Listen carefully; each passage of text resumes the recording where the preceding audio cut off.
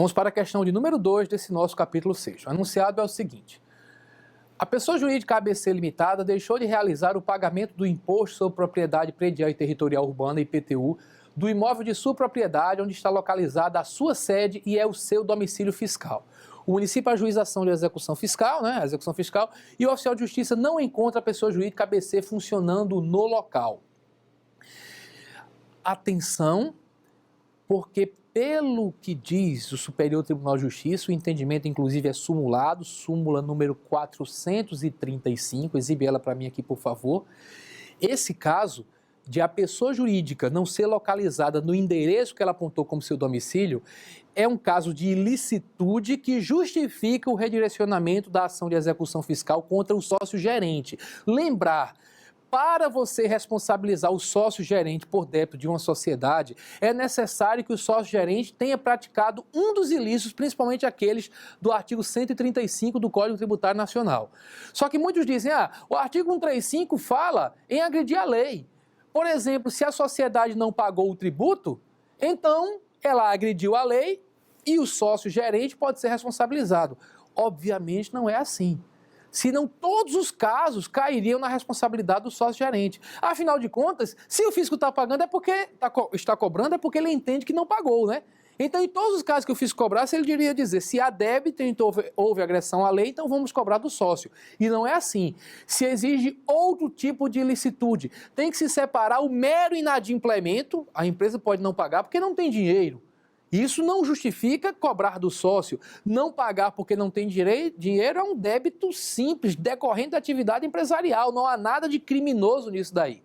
Ok? Então tem que haver algo a mais. Se houve condenação do sócio por sonegação, aí sim você vai responsabilizá-lo também pelo pagamento do tributo.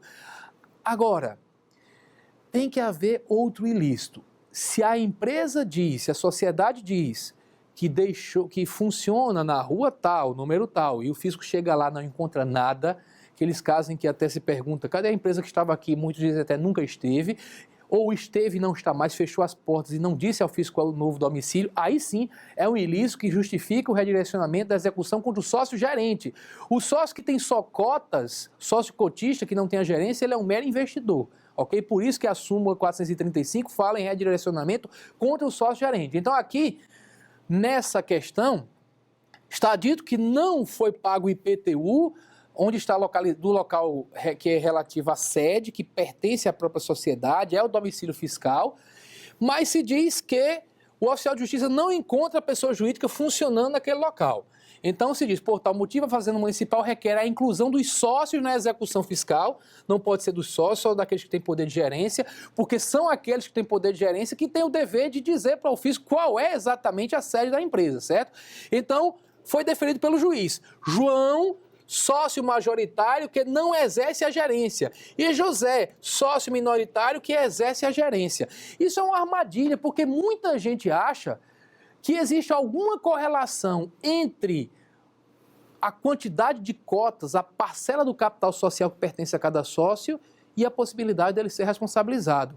Olha, na realidade, o sócio-gerente, prestem bem atenção nisso, o sócio-gerente, quando ele vem a ser responsabilizado, ele é responsabilizado por ser gerente e não por ser sócio.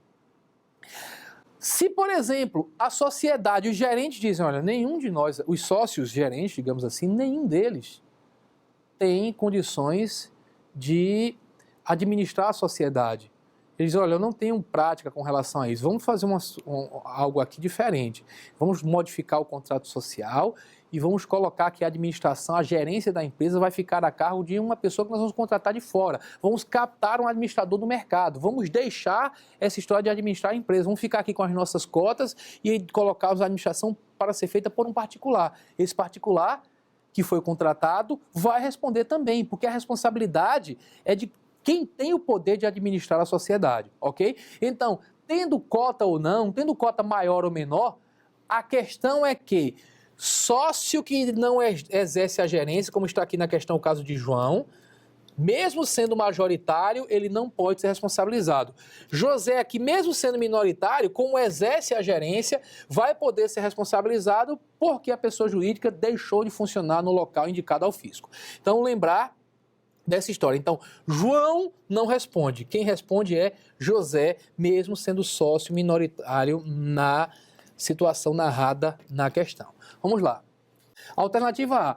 Apenas José é responsável solidário pelo crédito tributário, uma vez que ele exerce papel de gerência da sociedade e que houve dissolução irregular da pessoa jurídica ABC Limitada. Beleza, ele responde solidariamente com quem? Com a própria pessoa jurídica. Então, José é responsável solidário, que é basicamente o que tem dito o judiciário, não exclui a pessoa jurídica, porque no final das contas, se a gente for olhar para o artigo 135 do Código, a gente vai dizer que a responsabilidade é pessoal, só o José, nesse caso, vai responder. Mas, claro, que a sociedade não fica livre dessa história aí. Ele vai para a execução fiscal na condição de corresponsável. Ele e a própria sociedade. Então, o item A, ele corresponde ao gabarito, ok? Por exercer a gerência. Alternativa B, apenas João é responsável pelos créditos tributários, uma vez que ele é sócio majoritário. Falei para vocês que ser sócio majoritário não é motivo para que haja a responsabilização. Alternativa C, João e José são responsáveis tributários, uma vez que o mero inadimplemento da obrigação tributária gera responsabilidade solidária dos sócios, o que justifica o redirecionamento da execução. Dois problemas aí. Em primeiro lugar, o mero inadimplemento tributário, simplesmente o fato de não pagar, isso por si só não gera responsabilidade do sócio gerente. Quanto mais do outro sócio que é meramente cotista. Por favor, peço à pessoa da técnica que exiba aqui a súmula número 430 do Superior Tribunal de Justiça, que diz que o mero inadimplemento não justifica por si só o redirecionamento da execução fiscal contra o sócio gerente. Então, na realidade, esse item tem o problema de colocar que simplesmente não pagar já justificaria a responsabilidade, já estaria errado por isso, e além disso quer colocar a responsabilidade para os dois. Quando, em havendo responsabilidade, como no caso da dissolução irregular, ela recai apenas sobre o sócio gerente. Então, essa alternativa C também está incorreta.